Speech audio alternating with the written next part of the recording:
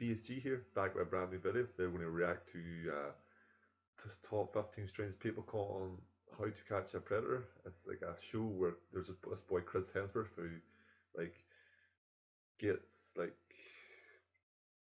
messages like gets these dolls to message like underage dolls to message these men, and the men come to their house to meet them, and then he catches it on camera. So this is the top 15 guys. Let's get straight into it. I know we'll have a look at these sick weirdos. They deserve to get hung. Like some of the men are like 40 takes and like 11 year old, 12 year old, and then they come around their house like with like condoms and all. It's disgusting. We'll watch it anyway, guys. Let's look, have a look at the top 15 and let's react together. Right, let's do this, guys. Let's do this. Straight into it. Free Stacy. I'm gonna go up and get ready, okay? Okay. Wait at the bar for like 5 minutes and then follow me up, okay? Okay.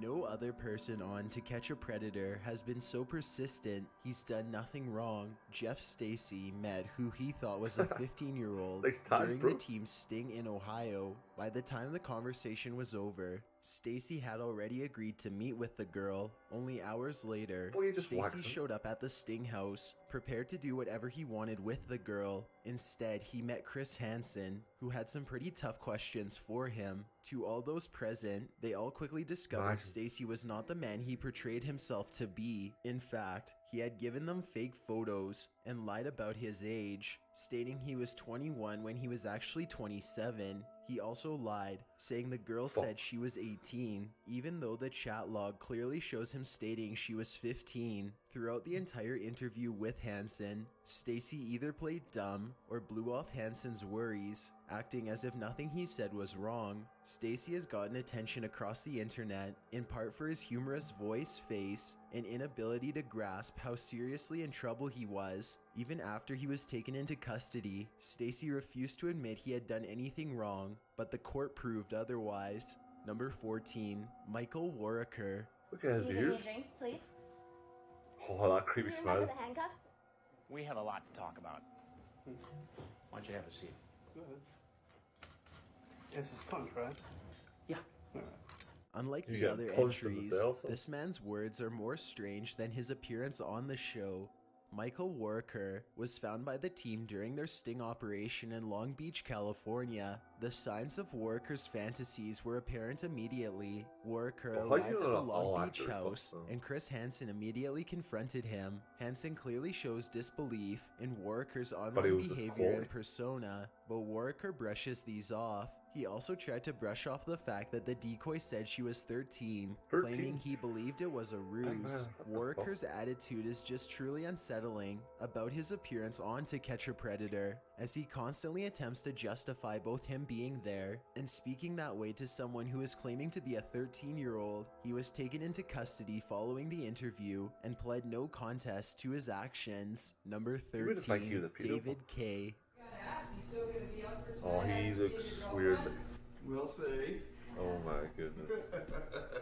This rabbi from Maryland began chatting with a decoy posing as a 13-year-old boy. Kay traveled boy? to the What team's the sting fuck? operation And a in girl's Hurd in such a bell, Virginia. like a boy Once as well. entering the home, Chris Hansen noticed how confident Kay was, even commenting on how Kay was walking around as if he owned the place. He is even seen laughing He's at the done it decoy's before. suggestion if he'd still be up Look for at him tonight smiling there. after Oh, the put him in rabbi that- sees put him his in that chair. girlfriend. The sound of his laugh sounds cunning and borderline maniacal.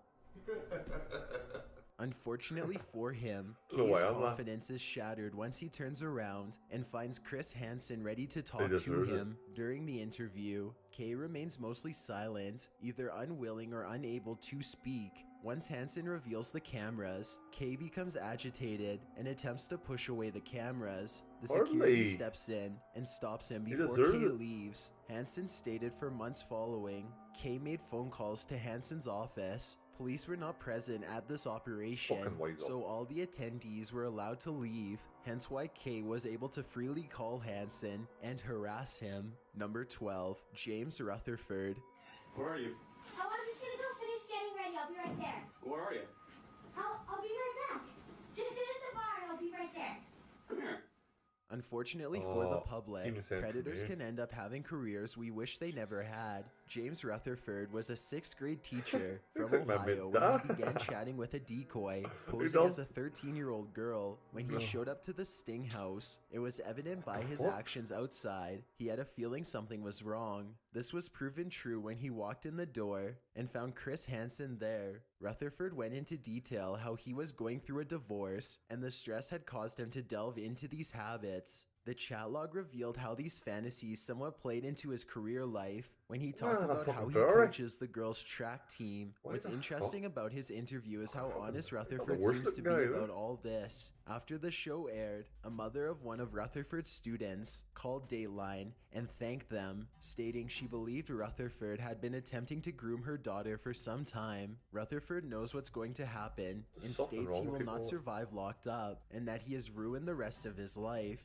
Hansen even appears to take some pity on Rutherford, giving a card with his email and office number. Rutherford was indeed sentenced, and it is reported he has been seeking counseling since his release. Number 11, Joe Wonderler. How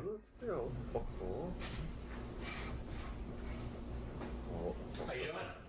How you doing? Why don't you have a seat right around the I'm just have a seat. This man has some truly twisted fantasies. Joe Wonderler was an intelligence officer when he was found by the team during their Virginia stakeout. Wonderler spoke with a decoy for nearly a week, making several bizarre requests. People on the internet know him as the Dog Man. Chris Hansen cannot hide his disbelief at the man's statements in the chat log. Obviously confused and disgusted, Wonderler claims he just came over to talk, but we all know the real reason he was there. His excuse for his talk was simply, "I'm a lonely guy." Hansen shows little sympathy for Wonderler, which has been the same with the viewers of the show. The decoy who chatted with Wonderler during the week said by the time Wonderler arrived at the house, she was emotionally and mentally exhausted by the chats, calling them the worst and most vile chat I've ever had to sit through. Number 10, Michael Siebert.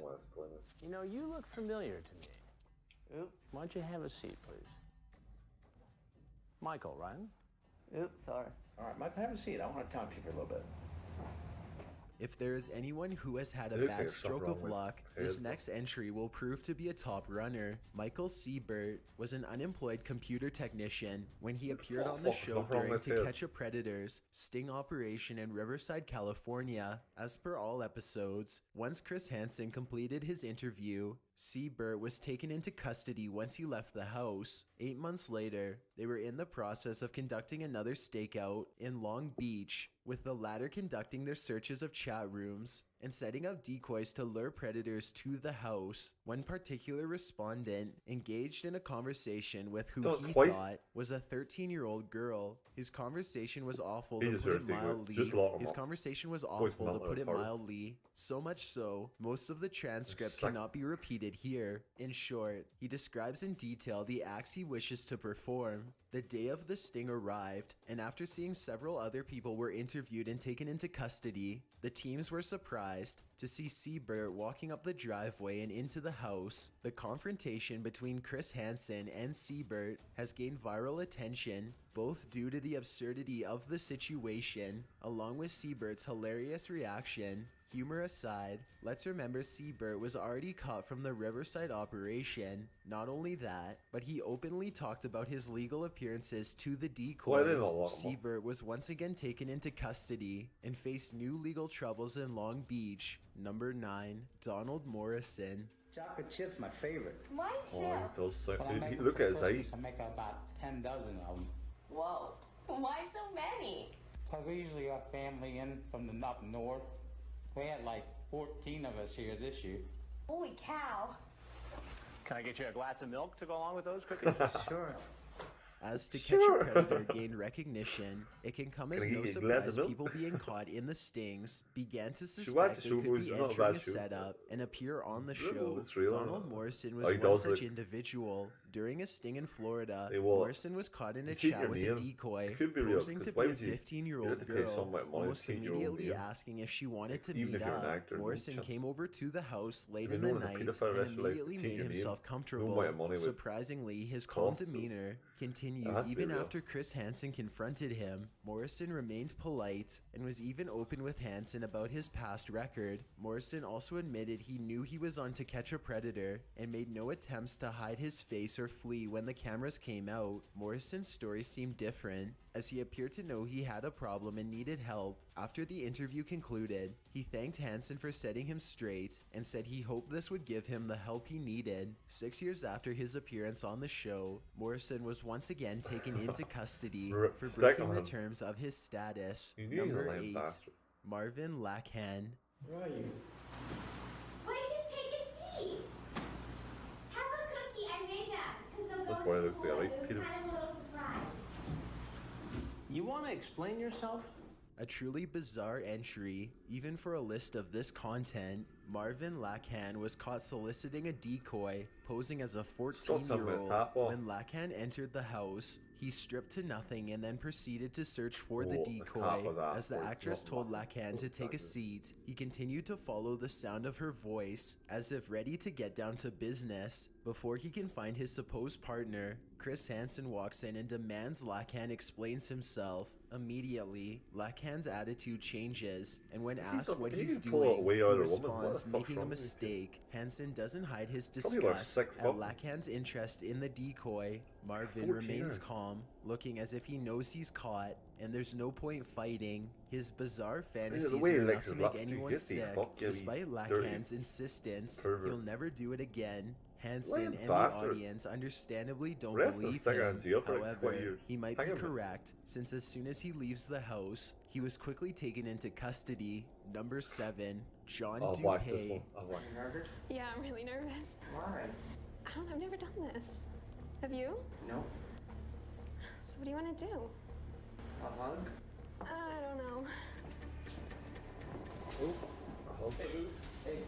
Sometimes people want double or nothing. In Chris Hansen's new series, Hansen vs. Predator, John Dupay was one of the first individuals caught in their sting. Dupay managed to come into contact with 2 of the show's decoys. He even spoke on the phone with the decoys, and his speech pattern will send chills down a person's spine. His voice has the stereotypical tone of a predator. Hello. Hello. I don't know why I'm laughing. In the text messages to both girls, he stated he preferred to be called Boo. When he approached the house of one of the supposed girls, he brought gifts with them. While both the audience and crew held their breath as to what these could be, they turned out to be chips and iced tea. When Hansen confronted Dupay, the latter played innocent, claiming he was there to watch football with the girl. During the course of the interview, Dupay gets noticeably anxious, but maintains his innocence. Immediately upon Hansen identifying himself and the show, Dupay attempts to flee, but is quickly apprehended. Dupay is an example of how predators can always be on the prowl, having multiple targets in mind. Number 6, Walter Babst. Wait, what's quality of this fucking video? I'm in education. You're in education. A teacher. For anyone with children in school, they must all hope their kid's teacher is nothing like Walter Babst. Babst was found by the team in an online chat, speaking to a decoy posing as a 12-year-old. This particular decoy, known as Beth Online, apparently saw a huge influx of people, from students in college to even people old enough to be considered her grandparents. However, Babst proved to be strange due to his job title. Babst was a school teacher teaching high school. The team associate, Wendy, said Babst showed up a day after he began speaking to Beth. Once Chris Hansen walked in, Babst immediately knew he was caught and stated he needed to be locked up. He was noticeably anxious throughout the interview, wishing to get it done and over with. Like almost all of the others who appeared on the show, Babst claimed to know what he was doing was wrong. Once Hansen reveals the show to Babst, he quickly leaves the house and is swiftly taken into custody by police. It is likely safe to say he has lost his teaching license and will no longer be able to teach anyone of any age ever again. Number 5, Lauren Armstrong. Would you like me to go out on the truck and get my stuff? No, it's alright. No? You don't want your thing right now? Present I gave you? Well, what is it? Well, I can't tell you. That wouldn't be much of a present if I told you. Of all the days this entry What chose the to fuck's show going up, on his with luck him? ran out on the worst possible day. I swapped the hair in my head, Armstrong was guys, found for by hair, the Jeff. team when he I'm began bald, speaking to a decoy, bald, posing Jeff. as a I swapped my hair in my 13-year-old head girl for a during haircut. their Bowling Green, 100%. Kentucky You sting. may think I'm rare for After that. almost a week of 100%. communication, Armstrong professed his love to the decoy, stating he wished he could marry her, calling her special to him. After they agreed to meet, he asked the decoy to In a way, I delete feel her sorry for these archive, boys, a but I request still- Chris I Hansen still agree with President attributes that to fucking Armstrong dog knowing 12, what he was 13. doing is wrong. Why not When your Armstrong daughter? arrived at the house, the decoy actress noticed how excited and confident he I was don't to go be below that there, fucking with the footage showing 20 him as if I want. friendly, I wouldn't even go complimenting her below hair that, and no. looks, as well as admiring the massage chair he was seated in. From a viewer's standpoint, there's an aura of sincerity to Armstrong's words, which definitely makes the interaction uncomfortable. In reality, there are two ways it could be: either that he was genuinely sincere in his words and feelings, or he is an example of just how manipulative some predators can be. The former is further fueled when Hansen enters. With Armstrong displaying the typical remorse others on the show has shown, again his remorse appears sincere, and his claims of wishing to marry the girl also appears genuine. He even reveals he bought an expensive bracelet for the girl. He breaks down into tears before the cameras are revealed, after which he walks You out feel and is sorry for him a promptly wee bit, taken but into still, custody. yeah. His Go with reaction either on the show has girl, sparked mate, come on. sympathy, with a petition online Fucking gathering cut his neck off. signatures to Come clear out, his come out. name. The petition page claims that he was set up by Savage, Dateline yeah. and the team simply out of greed and to boost ratings. Number 4, John Kennelly. I have been in television for 24 years. I just came to get something to eat. And I have very seldom been at a loss for words. Sir, I just came to get something to eat. But I don't even know what to ask you first. If people believe Seabird is the most ridiculous person to have twice appeared on the show, wait until you hear about this next person. Look at him. John Kennelly He was does an look like unemployed William. Virginia resident who was discovered by the team using the alias Special Guy 29 during Special his Guy. chats. He believed he was talking to a 14-year-old boy, claiming to be a teacher at a distinguished high school in the area. During the conversation, the decoy convinced Kennelly to meet up at the house. To the surprise of everyone in the sting, Kennelly showed up and stripped to nothing before walking into the house. He sat alone in the kitchen for a short time. Chris Hansen walked in and asked Kennelly to explain himself. Immediately, Kennelly began apologizing, believing Hansen to be the boy's father. Kennelly's demeanor became shameful and nervous as Hansen conducted his interview. Kennelly was permitted to leave the house after the interview, but despite his apparent remorse, things continued to spiral into absurdity. Less than 24 hours later, decoys found Kennelly back online, using the same screen name, attempting to talk to what he Never learned thought the was a fucking lesson, 13-year-old you boy. bastard. He You again got away. agreed to meet with the boy 15 minutes after See, he the was meeting a girl, conversation they got arrested there began in the and was spot. confronted by What's the crack with Hansen meeting in the front boy? of McDonald's. Should get the same Initially, punishment. Kennelly played innocent, claiming he was only getting something to eat. This time, Hansen went full out in his confrontation, stating he couldn't believe anything Kennelly said at this point. Number 3, Louis Conrad. Hello? Hey, Will. Hey, what are you doing? Nothing. What are you doing? Nothing. No? No, I was looking up to see how to get to where you are. By far the most bizarre and biggest twist to occur in To Catch a Predator's timeline, nothing compares to the story of Louis Conrad, a His name? Texas Look at his name. assistant What's the crack district with that? attorney. Conrad served in the Kaufman I know, I'm County not perfect District anyway. for over 20 years before Bro, attempting mate. to run as a district judge. When he was not elected, while living a modest life in the criminal justice system, you just paper Conrad say, was what the hiding a fuck you secret gonna do, desire. youngsters? The team came into What, a problem contact or with Conrad, who was posing as a 19-year-old. In 2006, Do you really he believe began this fucking conversing guy? with a team Still decoy, human? acting as a You have to pay 13-year-old named me Luke, millions to and the change two my name communicated to be a pedophile or frequently. something. No Decoys way. even sent false images, way and that I changed my Conrad name. returned the Everybody favor see by me as a exposing pedophile, no. himself. After 2 weeks of communication, the team managed to have Conrad agree to a phone conversation with a decoy posing as Luke's voice. It became clear the phone call aroused suspicion in Conrad, and he ceased all contact. Eventually, members of law enforcement used the evidence to gain a warrant for Conrad and descended on his home in Terrell, Texas. The Dateline crew also came along in order to capture it on video. However, both Dateline and police got more than they expected. When SWAT officers were confronted by Conrad, who took his own life, he is also an example of how predators can hold lives we wouldn't expect. Dateline decided to air the footage, albeit heavily edited. Number 2, Todd Spikes. This man was on the wrong side of the law while posing as someone on the right side of it. Todd Spikes began chatting with a girl he thought was 14 years old during the team sting in Flagler Beach, Florida. Well, it turns out Spikes was a police officer. He also revealed that he was fully aware what he was doing was wrong. Spikes decided to make the journey to Flagler Beach and called the decoy from a payphone. As he began to pass by the house, something clearly rose his suspicion, and he continued on driving. Local police made the decision to pull him over, and he was taken into custody. Chris Hansen was clearly shaken, with the detective on scene stating the crew probably dodged some sort of major confrontation should Spikes had entered the house. It is unknown what or if Spikes had anything planned, but luckily for Dateline and the team, they never had to find out. Before we get to number 1, my name is Chills and I hope you're enjoying the video so far. If you've ever been curious as to what I look like in real life, then follow me on Instagram at DylanIsChillinYT